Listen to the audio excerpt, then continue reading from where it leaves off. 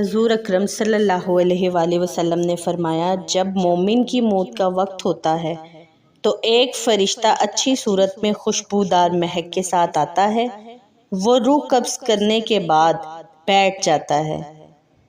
اس کے ساتھ دو فرشتے اور ہوتے ہیں، وہ جنت کی خوشبو اور کفن لاتے ہیں اور اس سے دور بیٹھ جاتے ہیں۔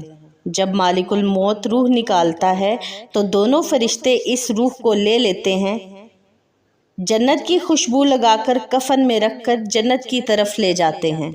آسمان کے دروازے اس کے لیے کھول دیے جاتے ہیں اور آسمان کے فرشتے اس کو دیکھ کر خوش ہوتے ہیں۔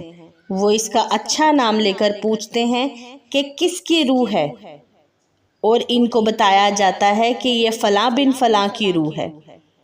وہ جس آسمان پر پہنچتا ہے اس کی عزت افزائی ہوتی ہے۔ مقربین فرشتے ساتھ ہو کر عرش الہی